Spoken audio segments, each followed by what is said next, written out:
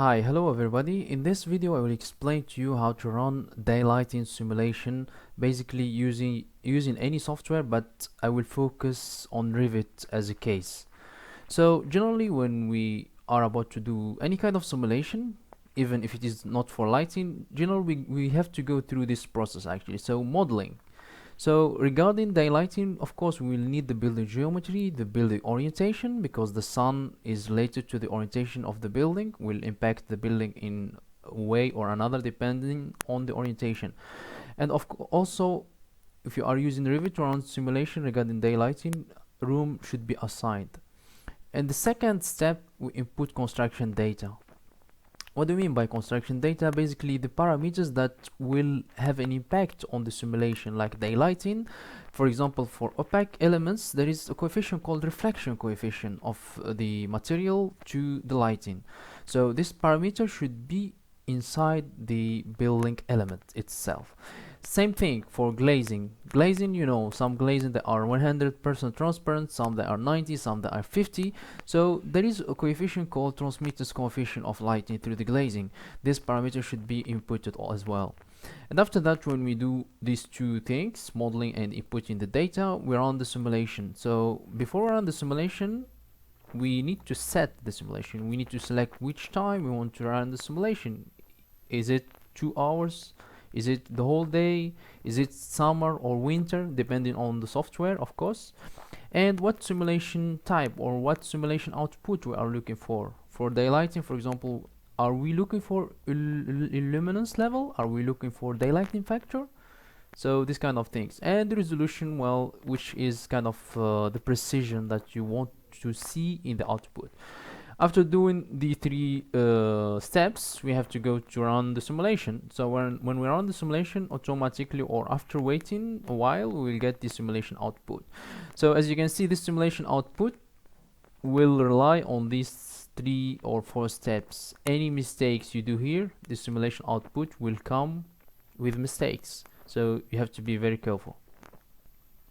Okay, now here in Revit, as you can see, I have a very simple basic model which contains basically 3 spaces. As you can see, it has a roof, it has a ceiling, it has this curtain wall, windows, doors, and no walls, and a floor, as you can see also.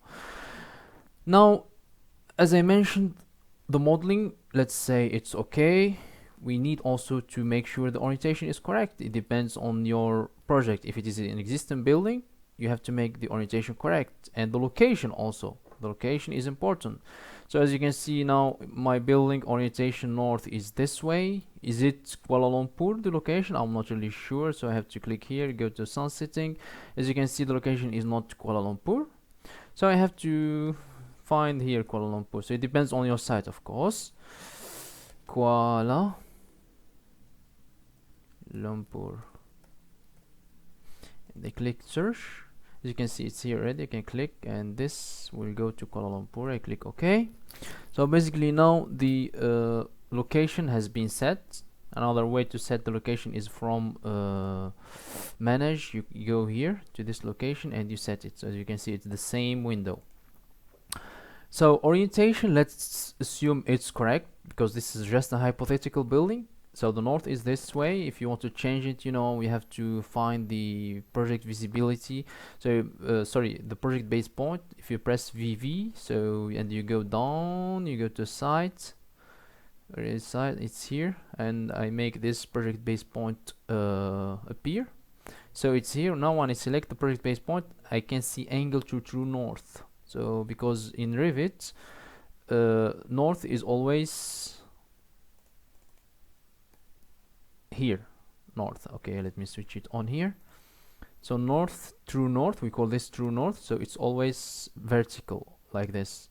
So if you want another angle, you have to take this true north as a reference. That's why when you select the, let me make the project base point visible here as well. So site, project base point, okay, select it. As you can see, angle to true north, which means, for example, let's say 45 from this true north. As you can see, my north has gone this way, so from 0 until 45 degree. If I make it minus, obviously it will go to the other side. As you can see, even though they have calculated, like, 360 minus 45, it will be 315, because Revit is always considering positive value of angles. Now, after doing these things, let me return it back as normal. So north is like this, just an assumption, because just an explanation video, this one. As I mentioned, materials, they are very important. Before materials, actually, we have to assign rooms. So I go to level 1. So how to assign rooms, from architecture, there is rooms. So basically this is room 1, room 2, room 3. Of course, you can give them a naming, etc, etc. Now if I select okay, so we have 3 rooms, 3 different rooms. Now, in order to run the simulation, or before we run the simulation, as I mentioned, we have to insert the parameter regarding to lighting. As I mentioned, the opaque element reflectance coefficient and the glazing transmittance coefficient. Now, if you go to your CN, you will find this document which I gave you. So, come to light, Revit lighting and daylighting performance analysis for Revit for everyone. So, in this document, it's explained in details the process of doing simulation using Revit, actually, or Insight, because nowadays it has become Insight, Revit Insight. So there is too many pages actually, but the most important thing is that the reflection of opaque materials, if you go to this page, is based on what would I call it, the RGB, red, green, blue colors. So if the reflectivity is 100%, so the RGB, you have to take it this number, and so on. If it is 0, it should be 0. Now, where we can find the RGB? So if I select this wall, I click edit type, and I go to structure, and as you can see, I have only one layer of material. So I click here. This is air, so it's a mistake. It should not be air actually. So let's say generic.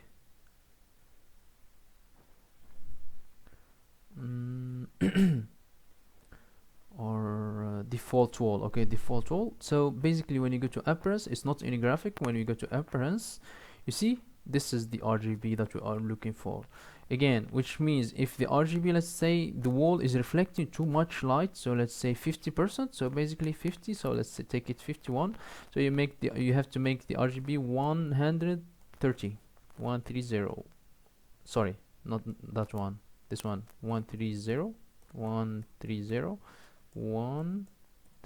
Why 130? Because here, so 51 is 130, 130, 130, so 130, all values. And of course I have to assign this. It depends of the wall, if it has different layers. So the outside layers, they are important, because those layers will reflect the light, not the interior ones, and so on. So this is just an example for one wall. Same thing you have to apply. So you have to know the reflectivity percentage of different materials, basically. Otherwise, you will need to use default material reflectivity. Now, for glazing, so as you can see, I have some windows here. If you go down for glazing here in this document, if you go down, here it's about the glazing.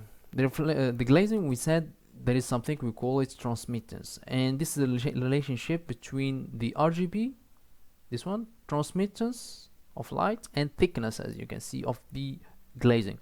So as you can see, they are given here. Let's say the glazing will transmit 60% of the light from the outside to the interior, and the second parameter, which is the modular thickness of the glazing. So here, for example, it's 25.4 millimeter.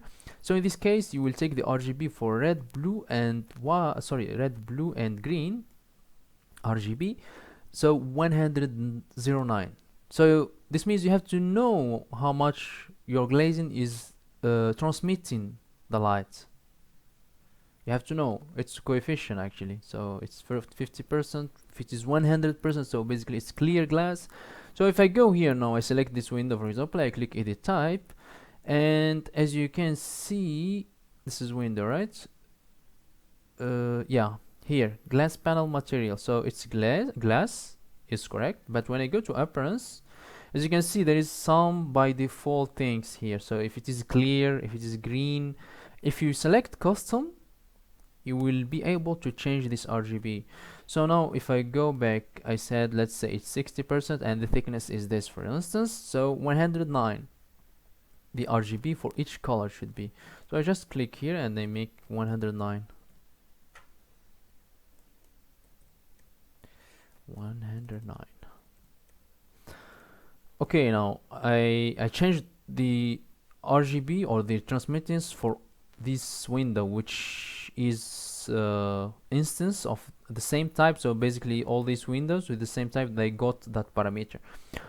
Of course, same thing for the curtain wall. I have to change. If you have a curtain wall, you have to select one panel and you go to edit type, and then you see material, have to change. So basically you have to change to all the building component, because now if you don't do this, it will create an issue in the simulation, because simulation you are trying to imiting or to mock the reality. If you are given a model which is not exactly like reality, for sure the results will be wrong. So let's assume we did all these parameters. Now if you go here, so we inputted the data, we set the simulation of this lighting.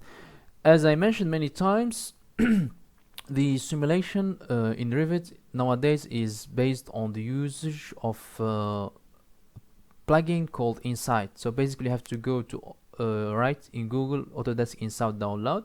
So after that you will be able to download it and you will find it here. So now we are interested to do lighting simulation. If I click here, and it's cloud based, which means you have to be connected here. As you can see, I'm connected to the cloud with my email, Autodesk email. So you have to wait and you should be connected to the internet. Okay, it's saying I have to save the document. Okay, alright, I will save the document. So I will save it to desktop. I'll keep it project 2. And now this is the interface of this simulation software.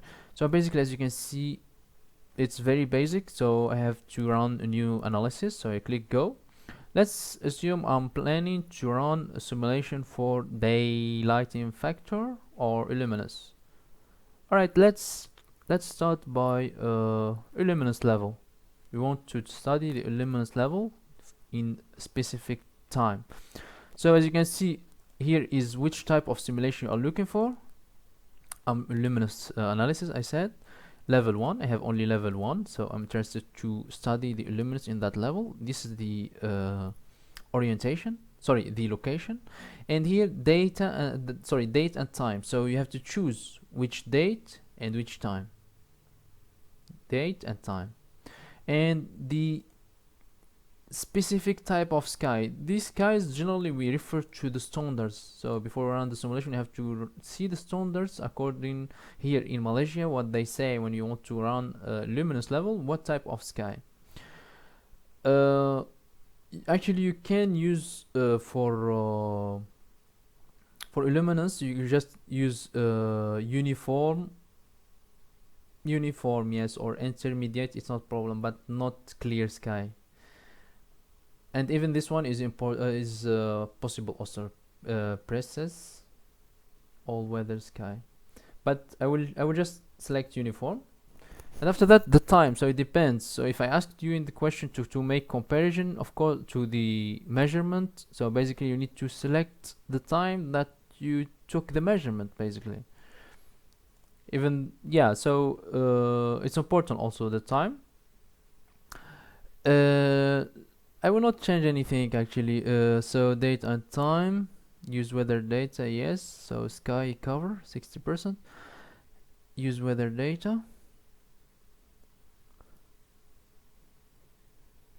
So actually this means this simulation, it will run from this date, this time, until the same date to this time. And it will bring the average of illuminance on the working plan. I will just apply because it's just for the sake for explanation. And after that, there is what they call it threshold. So this one, sometimes we have standards. And we want to make sure that, for example, 50% of our working plan, so 50% of the area, is between a specific threshold. So let's keep it this number. For example, we want to check the percentage of area which is between this and this. Analysis plan height, so this is in inch, as you can see. So if you measure it, you convert it to metric, it's about 80 centimeter. And this is the grid resolution, or kind of is related to the precision. Let me make it 72. Now when I check the price, because it's not free usually, but because you are a student it will be free, but always it will show you. So even if you are not student, you can use this because this area is not that big. So if I click now start analysis, what is happening? The model is uploaded. Do not close the project until data is uploaded. All right, I click OK. So my model is here. So basically now we have to wait. As you can see here, it's saying all analysis are in the cloud. So this is the analysis I submitted this time. So I still have to wait. So I click OK to save the project. I have to wait. So because if I click lighting and I scroll here, as you can see, processing. So one job is processing. Alright, as you can see, after a while, so when it has been finished, so it's about 8 minutes to do this kind of simulation. Depends on the area, of course, of your project and probably complexity of your geometry. So now, as you can see, this message will pop up when everything has finished. So I will just click accept, update, and update the project and save the project. Now, where can we see the results? Basically, we have to go back to this Insight. We click here and we select the one that has been finished. So I select it and click go.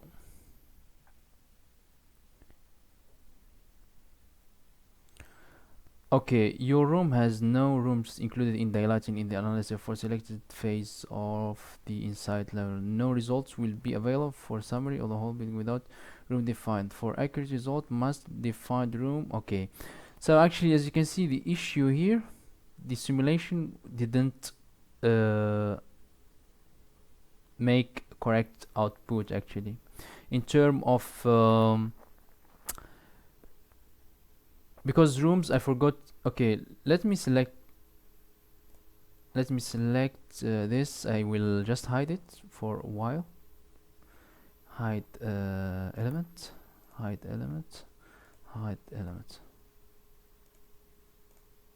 Sorry. Now what we are seeing here is the kind, what we call it, light contour. As you can see, different colors with different lux. So now we got the luminance on the floor plan, but actually we didn't get shadows. If I go here to floor plans, this one, shadow and quantities, there is no shadows. So this one, I cannot see the luminance level here for each room, so the average.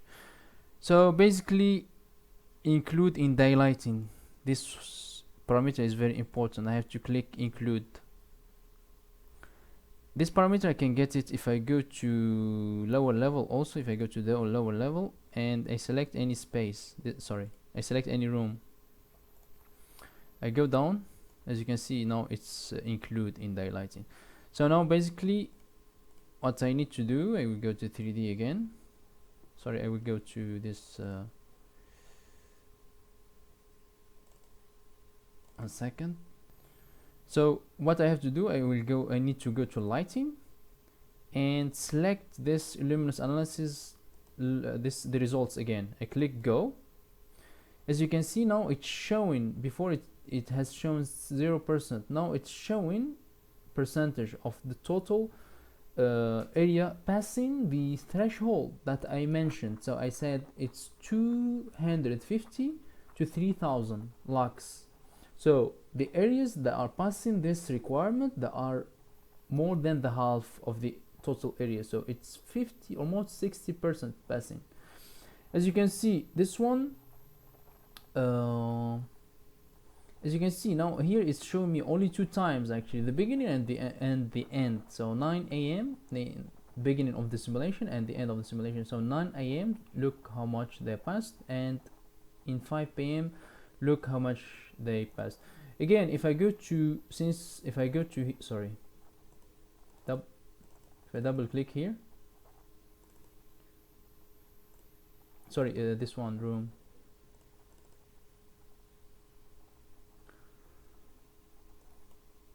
as you can see, these they are still active, but I can read here. So